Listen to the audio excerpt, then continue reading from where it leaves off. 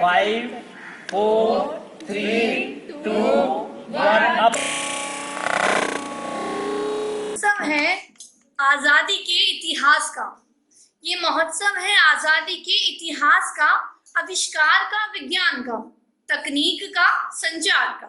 इसने खुले मन से विज्ञान के क्षेत्र में जबरदस्त अपनी लड़ाई लड़ी और उनका नाम था प्रफुल्ल चंद्र।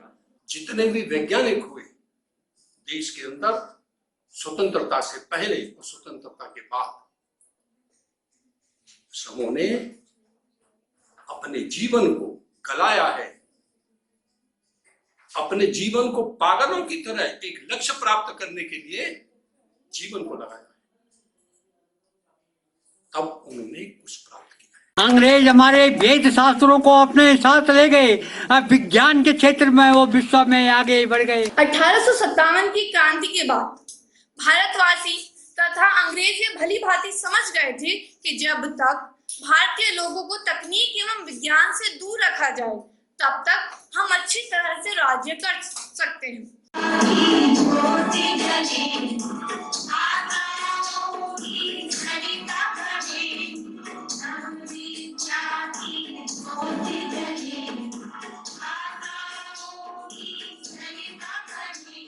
Vigorously at institutions of higher learning.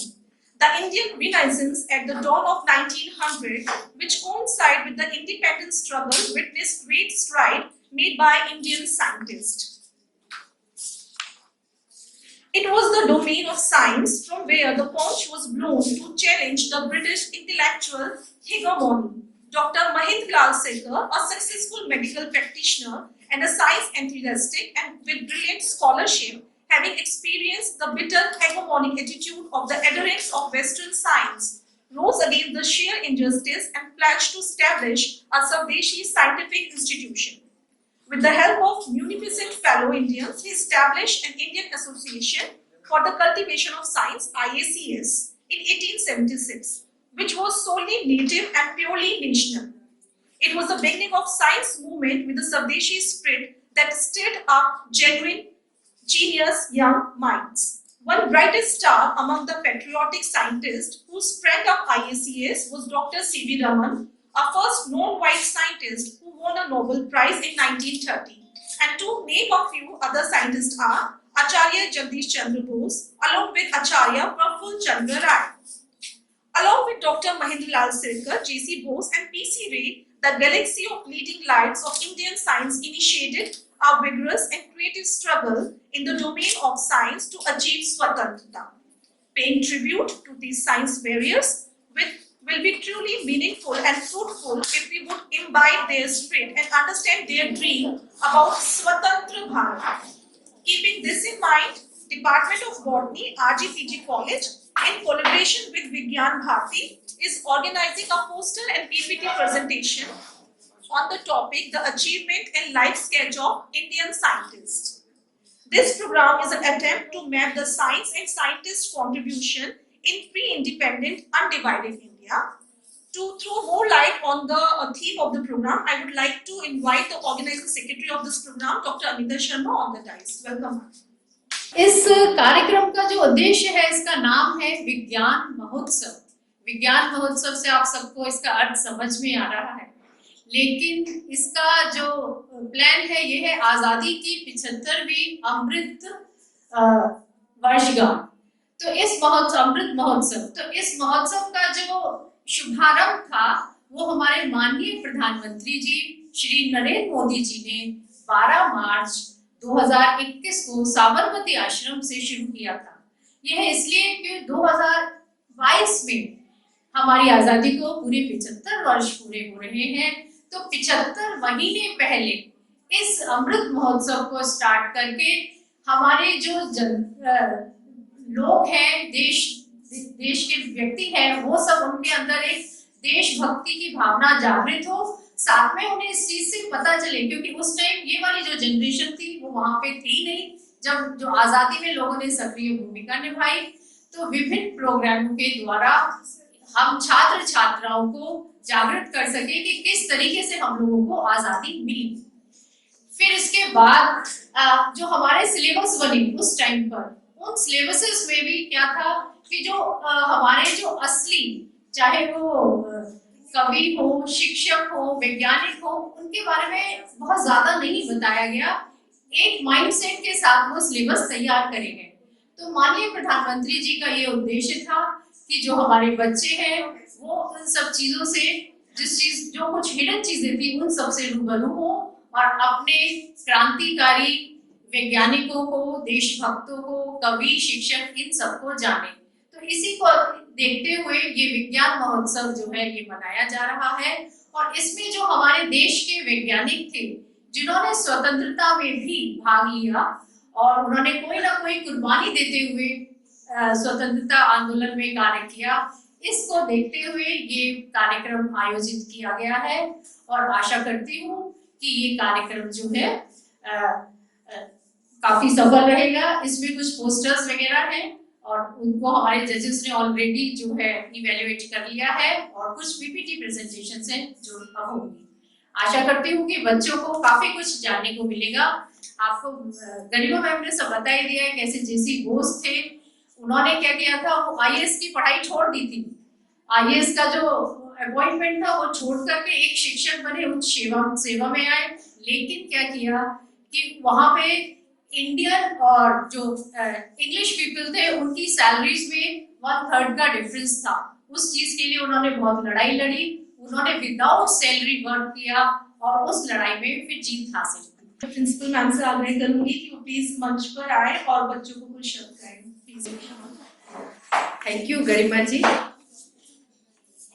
आज के इस विज्ञान महोत्सव के अवसर पर, जो कि अमृत महोत्सव की श्रृंखला में ही आयोजित किया गया है, और हमारे साथ दो और पार्टनर हैं, वसुधैव विज्ञान और विज्ञान भारती। उनके पदाधिकारीगण शायद किसी व्यस्तता की वजह से नहीं आ पाए, और हमारे सारे साइंस की फैकल्टी डिपार्टमेंट्स, केमिस्ट्री, जूलॉजी और बॉटनी डिपार्टमेंट्स, आई थिंक ये है ना, तीनों डिपार्टमेंट्स के संयुक्त आयोजन का आज के प्रोग्राम का नाम है विज्ञान महोत्सव, जिसका उद्देश्य आप लोगों को अपने उन एंसेस्टर्स से परिचित कराना है जो औपचारिक तौर से 75 साल के अवधि में आते हैं, और नहीं तो उसमें हम अपने आर्यभट्ट जी को भी गिन सकते हैं, अपने वैदिक विज्ञान को भी गिन सकते हैं, वैदिक गणित को भी गिन सकते हैं। पर चूंकि ये अमृत महोत्सव के अंतर्गत है, तो वो विभूतियां जो वैज्ञानिक के तौर पर भारत में जन्मी, उसके लिए कार्य किया और विश्व में इस क्षेत्र में भारत को एक नाम दिलाया, उन सब विभूतियों को समाहित करना एक प्रोग्राम में लगभग असंभव बात होती है। लेकिन फिर भी आते वक्त मैंने देखा बच्चों ने जो पोस्टर्स बनाए हुए हैं उनमें उन्होंने मुख्य सभी वैज्ञानिकों को लिया है, जिसमें एक महिला वैज्ञानिक भी थी और भी हैं जिनको खास तौर से महिला महाविद्यालय के जो उभरते हुए साइंटिस्ट हैं, एमएससी के बाद कुछ बच्चे तो जरूर ही इस फील्ड में निकलेंगे, जो पीएचडी करेंगे, रिसर्च की तरफ जाएंगे, तो उनको जानना भी चाहिए और उनके काम को फॉलो करना चाहिए। किस फील्ड में उन्होंने काम किया और उन फील्ड से वो क्या प्रेरणा लेकर के आगे रिसर्च अपनी बढ़ा सकते हैं, क्योंकि वर्तमान में आपके पास नेट और इंटरनेट के माध्यम से सारे फील्ड की जानकारी होती है, सारी ब्रांचेस आपके पास होती हैं, किस फील्ड में रिसर्च चल रही है, कितनी चल रही है, कौन काम कर रहा है, कौन क्या कर रहा है। फिर उसका इतिहास आप खंगालते जाते हैं तो वो सारी चीजें पहले से आपको पता चल जाती है, कहाँ इसकी शुरुआत हुई, आज क्या स्टेज है और आगे क्या स्कोप इसका हमें लेके जाना है, क्या उसमें रिसर्च के और बिंदु हो सकते हैं जो हमारे नेशनल डेवलपमेंट के साथ साथ भी जुड़े होते हैं और ह्यूमैनिटी के। आफ्टर ऑल जितने भी साइंटिफिक रिसर्च होती है उनका मकसद सबका एक ही होता है कि आप अपनी सोसाइटी, अपने देश से जुड़ी हुई व्यवस्था को प्रोग्रेस की तरफ लेके जाएं। साइंस हो या ह्यूमन साइंस हो या ह्यूमैनिटी के सब्जेक्ट्स हो, आप जब फिलोसफी पढ़ते हैं तो उन सब में ये आ जाती है, और उन सब का उद्देश्य ह्यूमन का डेवलपमेंट है। और ह्यूमन एक इकाई है किसी भी देश प्रदेश की, वो राष्ट्रीयता की पहचान, हम भारत में रहते हैं तो भारत है, तो उसकी परिधि में रह करके उस देश के साथ अपने आप को जोड़ते हुए हम लोग जब रिसर्च करेंगे आगे जाके, तो हमारे साथ साथ देश का भी नाम ऊंचा होता है। यही इन ऐसे प्रोग्राम्स की जो प्रेरणा होती है, उनका उद्देश्य होता है, वो यही होता है कि बच्चों को मोटिवेट कर सके, ये प्रोग्राम उनको मोटिवेशन मिल सके, और साथ साथ हम अपने उन पूर्वजों को जिन्होंने आज हमें इस स्तर पर खड़ा किया है और एक धरातल हर फील्ड में हमको दे दिया है, उसको हम आगे कैसे बढ़ा सकते हैं। डिपार्टमेंट वाइज अगर देखूं तो आपके तीनों ही डिपार्टमेंट हमारे कॉलेज की बहुत इनरिच है, जूलॉजी, केमिस्ट्री और बॉटनी। और बॉटनी डिपार्टमेंट चूंकि सारी फैकल्टी मिलकर के विज्ञान महोत्सव कर रही है, जिसका संयोजन करने का काम, जिसको प्रस्तुतिकरण देने का काम आपके वनस्पति विज्ञान विभाग ने किया है। आप लोग वास्तव में बधाई के पात्र हैं कि इतने कम समय में बच्चों की भागीदारिता को सुनिश्चित करते हुए आपने इस प्रोग्राम को आयोजित किया, और इन प्रोग्राम के माध्यम से अपने बच्चों को एक गाइडलाइन देने का प्रयास किया, और ये प्रयास सफल भी है। ये बच्चे यहाँ बैठे हैं, ये इसकी सफलता है, और जो नहीं है वो इन बच्चों के माध्यम से बात उन तक पहुंच जाएगी। ये जरूरी नहीं होता कि हर वक्त हर व्यक्ति हर जगह उपस्थित हो, लेकिन संचार ऐसी चीज है जो व्यक्ति से व्यक्ति तक पहुंचता है, और अब तो हमारे पास मीडियम भी बहुत है। तो आपके इस प्रोग्राम का मैसेज हमारे सभी बच्चों तक भी पहुंचेगा, और इस प्रोग्राम के माध्यम से कुछ हमारे बच्चे मोटिवेट होंगे आगे अनुसंधान करने के लिए, रिसर्च करने के लिए। बस मेरी अपेक्षा ये है कि बच्चे जिस भी क्षेत्र में बढ़े, वो बढ़ने के लिए अपने आप को इतना तैयार कर लें कि बाहरी चीजों से प्रभावित ना होकर के अपने पिन पॉइंटेड टारगेट पर चलें, रिसर्च करें, रिसर्च के फील्ड में आगे बढ़ें। और मैं नहीं समझती आज कोई भी फील्ड ऐसा है जिसमें छात्राएं नहीं है, महिलाएं नहीं है, और रिसर्च का फील्ड तो बहुत ही फील्ड ऐसा है जिसमें हम पुरुषों से ज्यादा काम करते हैं और कर भी सकते हैं। तो विज्ञान महोत्सव के माध्यम से आपको जो आपके टीचर्स गाइड करें और एक संदेश आप लोगों तक गया है, यही इसकी सार्थकता है। हम अपने सिस्टर्स को याद करें, उनके जीवन की आप जीवनी जिस समय पढ़ोगे ना बच्चों, उस समय आपको लगेगा कि उनका जीवन वास्तव में इतना, मतलब अब तो मीडिया और इतने सारे डिस्ट्रैक्ट करने वाली चीजें इस समय वातावरण में है कि आप अपना ध्यान एक जगह कंसंट्रेट नहीं कर पाते। लेकिन आपके पास वो पावर भी है कि अगर कंसंट्रेट करना चाहो तो कोई डिस्ट्रैक्ट कर भी नहीं सकता है। तो जो वैज्ञानिक और रिसर्च और शोध वाली प्रवृत्ति के लोग होते हैं, वो खाना पीना तक भूल जाते हैं।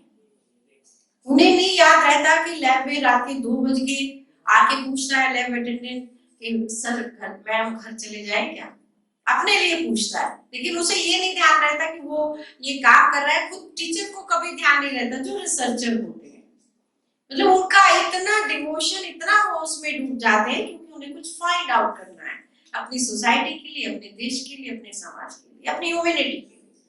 आप अगर मेडिकल रिसर्चेस को देखेंगे तो किस तरह वो 24 आवर्स चलती रहती है, 365 दिन, तब जाके आज आप हर ट्रीटमेंट को ले पा रहे हो, तब जाकर के आप चीजों को यूज कर पा रहे हो। टेक्नोलॉजी की जो रिसर्चेस है वो आए दिन चलती रहती है। इसी तरह हमारे अपने सब्जेक्ट्स की जितने भी हमारे पास संसाधन हैं, उससे बढ़ करके अगर हमारे रिसर्च की प्रवृत्ति है तो संसाधन भी अरेंज हो जाते हैं। तो मैं चाहूंगी, एक तो आपका बहुत अच्छा सा डिपार्टमेंट बॉटनी में चल ही रहा है मैम, आपका मेडिसिनल गार्डन है, उसको बच्चे उसमें और रुचि लें और उसको उसमें भी रिसर्च की बहुत संभावना है। मेडिसिनल प्लांट को कैसे आप लाइफस्टाइल में लाएं, उस चीज पर भी बहुत चीजें आप सोच समझ करके उसको कर सकते हो। जो पेड़ पौधे हैं, साधारण पौधे भी जिनकी हमें जानकारी भी नहीं होती और हम सोचते हैं ये तो ऐसे ही खड़ा हुआ पौधा है, खरपतवार है, लेकिन बड़ा यूजफुल होता है। और जब यूजफुल होता है तो हम इसको गमले में लगाते हैं। तो बेहतर है कि हम उस नॉलेज को अपने इनहांस करें और उसका उतना ही इनहांस के साथ साथ प्रचार प्रसार के साथ साथ आप उसे अपनी लाइफस्टाइल में भी